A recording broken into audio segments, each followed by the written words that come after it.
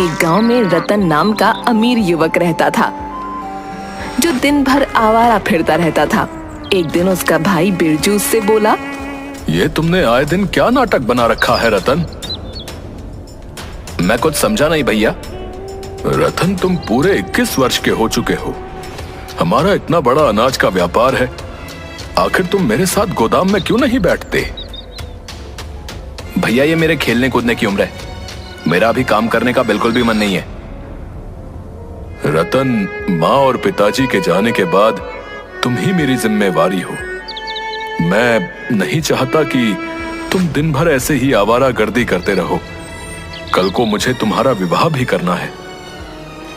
सीधे सीधे क्यों नहीं कहते भैया कि माँ और पिताजी के जाने के बाद मैं आपको बोझ लगने लगा हूं?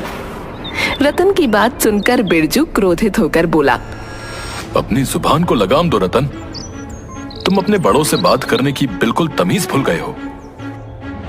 रतन बिरजू की बात को नजरअंदाज करके क्रोधित होकर घर से बाहर निकल गया। तभी बिरजू की पत्नी आरती आकर बिरजू से बोली, रतन अब जवान हो चुका है, आपका उसे इस तरह डांटना शोभा नहीं देता। सुना तुमने आरती, उसने क्या कहा? मैं उसे बोझ समझता हूँ। आप चिंता मत कीजिए, धीरे धीरे वो सब समझ जाएगा। इधर रतन गांव में फिर से आवारागर्दी करने लगा। तभी उसकी नजर मुखिया की बेटी झुमरी पर पड़ी। रतन उसके पास जाकर बोला, मैं तुमसे काफी दिनों से बात करना चाह रहा था झुमरी। देखो रतन, मैं तुमसे तंग आ चुकी हूँ। तुम गांव में मुझसे इस तरह की बातें करते हो और गांव वाले मेरे और तुम्हारे बीच को लेकर कुछ और ही समझते हैं। उन्हें जो समझना है समझने दो। जल्दी बोलो, क्या बात करनी है? झुमरी, मैं तुमसे प्रेम करता हूँ और तुमसे विवाह करना चाहता हूँ।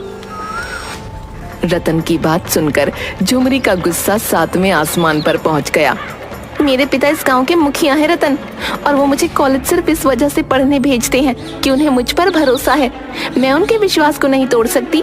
आइंदा अगर मेरे पीछे आए ना और मुझसे बात करने की कोशिश की तो मैं तुम्हारी शिकायत अपने पिताजी से कर दूंगी।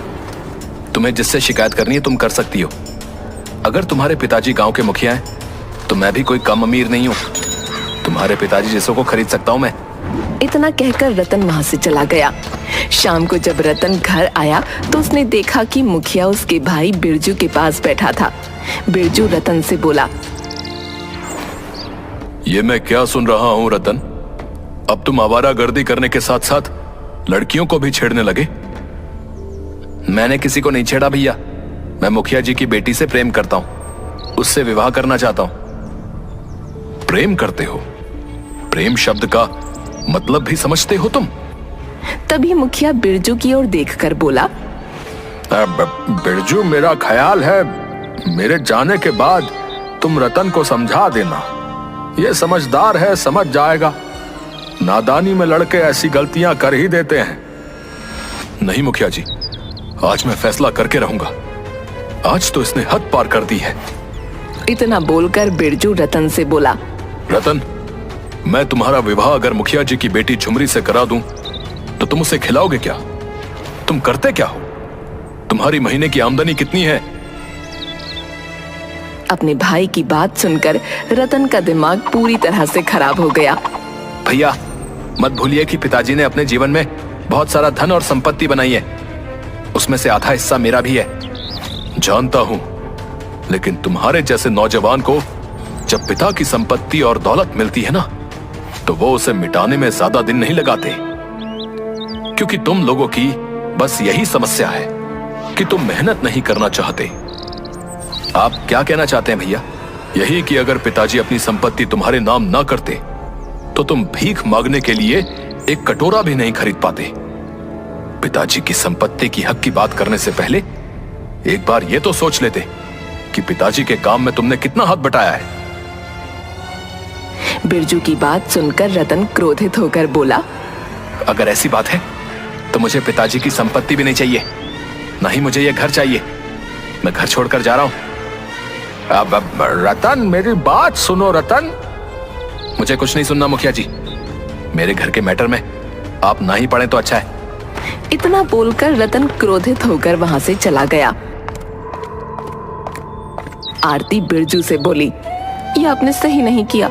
आपको रतन से इतना कठोर रवैया नहीं अपनाना चाहिए था। नहीं आरती, अगर आज मैं कठोर रवैया नहीं अपनाता तो रतन के हौसले और बुलंद हो जाते। जो भाई अपने छोटे भाई को डांटते नहीं, वो अपने भाई के सबसे बड़े दुश्मन होते हैं। रतन क्रोधित होकर अपने गांव की सीमा से बहुत दूर एक दूसरे गांव की ओर चला गया। उसके पास खाने तक के पैसे नहीं थे। रतन भूखा प्यासा थक हार कर एक गांव की सीमा पर बनी झोपड़ी के सामने बैठकर रोने लगा। आज अगर मेरे पिताजी और माँ जीवित होती तो क्या भैया मेरे साथ ऐसा व्यवहार करते? मेरा इस दुनिया में कोई नहीं है। रतन नहीं जानता था कि झोपड़ी के अंदर कन्हैया नाम का उसका ही हम उम्र युवक रहता था। कन्हैया उस झोपड़ी के बाहर निकलकर बोला, कौन हो तुम और मेरी झोपड़ी के बाहर तुम रो क्यों रहे हो? मेरा नाम रतन है। अगर तुम्हें अपनी झोपड़ी के सामने रोने से ऐतराज है तो मैं कहीं और जाकर रो लेता हूँ। मेरा नाम कन्हैया है। लगता है दोस्त घर से काफी नाराज होकर आए हो और अंदर से काफी उदास भी हो और शक्ल से काफी भूखे भी लगते हो। मैंने सुबह से कुछ नहीं खाया और मेरे पास पैसे भी नहीं है, तो चलो मेरे साथ, मैं तुम्हें खाना खिलाता हूँ।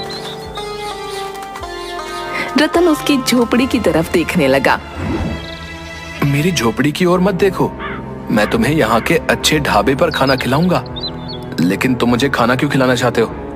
मैं तो तुम्हें जानता भी नहीं। मेरा और तुम्हारा रिश्ता क्या है? दोस्ती? दोस्ती का, इंसानियत का, और इससे बड़ा दुनिया में कोई रिश्ता नहीं होता दोस्त। कन्हैया की आंखों में अपनापन देखकर रतन मुस्कुराते हुए बोला, ठीक है। कन्हैया रतन को ढाबे पर ले गया। रतन ने पेट भर खाना खाया। खाना खाने के बाद वो रतन के साथ झोपड़ी में बैठा हुआ था।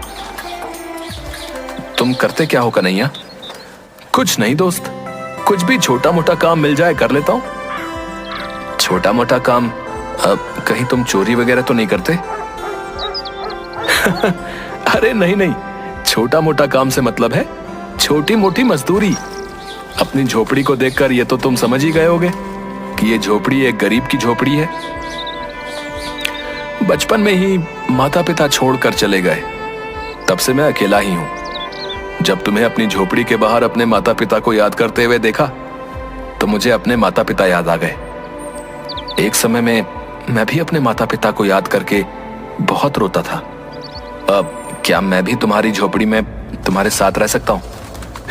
यह भी कोई पूछने की बात है? मेरी झोपड़ी में 2 ही चारपाई हैं। एक हमेशा खाली पड़ी रहती थी, शायद ये तुम्हारे लिए ही थी। रतन कन्हैया से बात करते करते ही सो गया।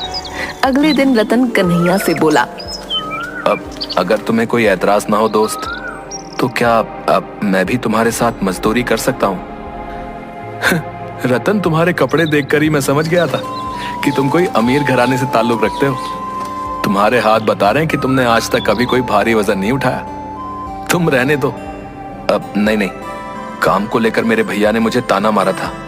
मैं भी काम कर सकता हूँ, मैं तुम्हारे ऊपर बोझ नहीं बनूंगा। रतन की बात सुनकर कन्हैया मुस्कुराने लगा। उस दिन के बाद रतन रोज कन्हैया के साथ मजदूरी करने लगा। कुछ ही दिनों में वो दोनों गहरे दोस्त बन गए। मगर रतन कभी कभी अचानक उदास हो जाता था। ये तुम अचानक उदास क्यों हो जाते हो? अगर तुम्हें घर की याद आती है तो तुम चले क्यों नहीं जाते? नहीं, मेरे परिवार वाले मुझे बिल्कुल भी प्यार नहीं करते। अगर थोड़ा सा भी करते होते तो वो मुझे ढूंढते हुए यहाँ जरूर आते। एक दिन कन्हैया और रतन गांव की सड़क पर बने हुई छोटी सी दुकान पर चाय पी रहे थे। तभी एक लग्जरी कार आकर रुकी। उस लग्जरी कार में बिरजू और आरती निकलकर बाहर आ गए।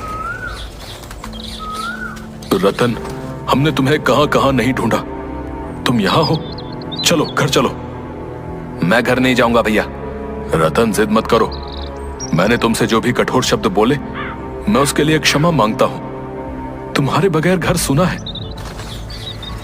रतन, अपने भैया को नहीं तो कम से कम अपनी भाभी की बात तो मान सकते हो।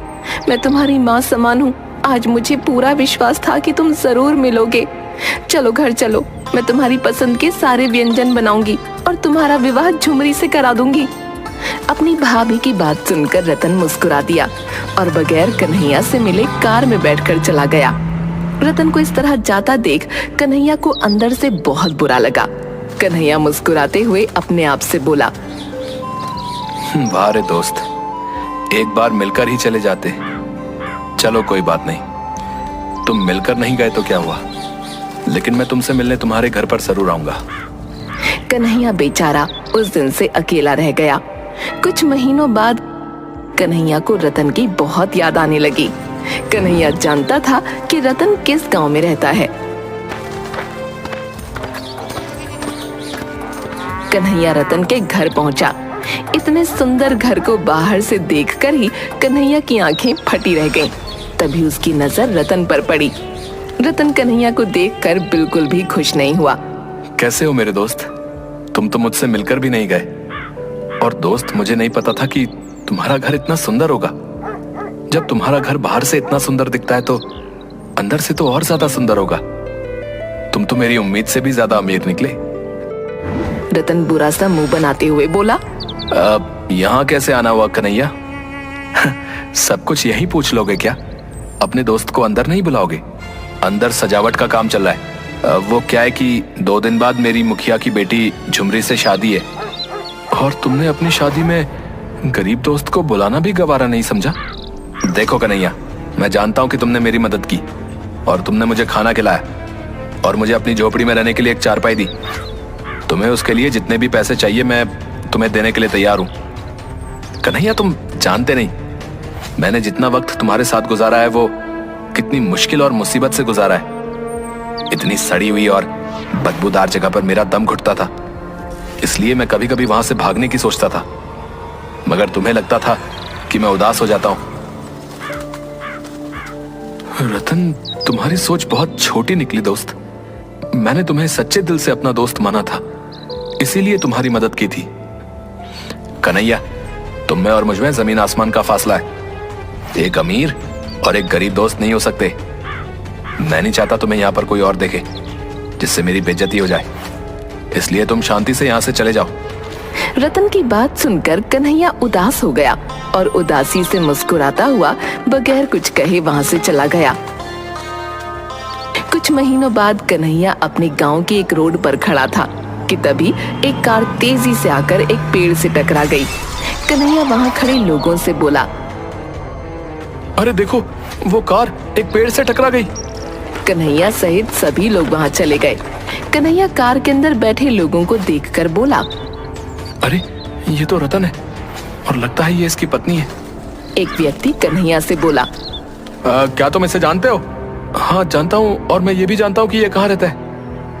अब ये दोनों तो बुरी तरह से जख्मी हैं। इन दोनों को तुरंत अस्पताल में एडमिट कराना होगा भैया। सही कहते हो, एक काम करो, जल्दी से कार से इन दोनों को निकालो। कन्हैया ने उस व्यक्ति की मदद से उन दोनों को अस्पताल में एडमिट कर दिया। उस व्यक्ति ने कन्हैया की मदद से रतन के परिवार वालों को वहां पर बुला लिया। बिरजू दौड़ता हुआ वहां आ गया और डॉक्टर से बोला, अब मेरे भाई की तबीयत कैसी है और उसकी पत्नी झुमरी कैसी है? देखिए, उनकी पत्नी को तो ज्यादा चोट नहीं है, लेकिन आपके भाई की हालत ठीक नहीं है। क्या कहना चाहते हैं आप? आपके भाई का खून बहुत ज्यादा बह गया है। खून ज्यादा बह जाने की वजह से उनकी दोनों किडनियां डैमेज हो गई हैं। तो फिर आप मेरी किडनी ले लीजिए। आई एम सॉरी, आपकी एज ज्यादा है। डॉक्टर, मेरे भाई के इलाज में जितना भी रुपया खर्च हो जाए उसकी चिंता मत कीजिए, बस मेरे भाई को ठीक कर दीजिए। आप जाकर सबसे पहले खून का इंतजाम करिए, क्योंकि आपके भाई का ब्लड का जो ग्रुप है वो हमें कहीं नहीं मिल रहा। बिरजू पागलों की तरह खून का इंतजाम करने लगा, मगर उसे रतन के ब्लड ग्रुप का कोई ग्रुप नहीं मिला और हर किसी ने अपनी किडनी देने से मना कर दिया। कन्हैया चुपचाप डॉक्टर के पास आकर बोला, मेरा ब्लड ग्रुप चेक कर लीजिए डॉक्टर साहब। तुम कौन हो? रतन का दोस्त हूँ। डॉक्टर ने कन्हैया का ब्लड ग्रुप चेक किया। अरे वाह, तुम्हारा ब्लड ग्रुप तो रतन के ब्लड ग्रुप से मैच खा गया। डॉक्टर साहब, मैं अपनी किडनी भी डोनेट करना चाहता हूँ। क्या तुम इस बात को सीरियसली कह रहे हो? हाँ डॉक्टर साहब, रतन मेरा दोस्त है। उसकी नई नई शादी हुई है। मैं नहीं चाहता कि उसे कुछ हो जाए। जब रतन ठीक हो जाए तो मेरा मैसेज रतन तक आप जरूर पहुंचा दीजिएगा। बस मैं इतना ही चाहता हूं। तुम बिल्कुल पागल इंसान हो। अरे बिरजू बहुत पैसे वाला इंसान है। उसे पता लग गया कि तुमने अपनी किडनी उसके भाई को दान दी है तो वो तो तुम्हें पैसों में तोल देगा। मुझे पैसे नहीं चाहिए। मैं दोस्ती के नाम को बदनाम नहीं करना चाहता। कुछ महीनों बाद रतन बिल्कुल स्वस्थ हो गया और ठीक होकर रतन मिठाई का डिब्बा लेकर डॉक्टर से मिलने अपने भाई के साथ उसके घर पर आया। भैया बता रहे थे कि उन्होंने आपसे बहुत पूछा कि मुझे किडनी किसने दान की है, मगर आपने भैया को नहीं बताया। हाँ रतन, क्योंकि जिसने तुम्हें किडनी और ब्लड डोनेट किया था उसने मुझे सिर्फ तुम्हें ही बताने को बोला था। मैं आपकी बात का मतलब नहीं समझा।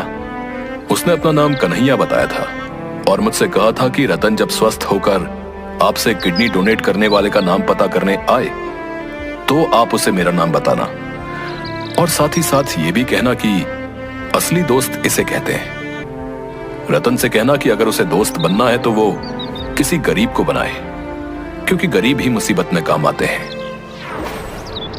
डॉक्टर की बात सुनकर रतन फूट फूट कर रोने लगा।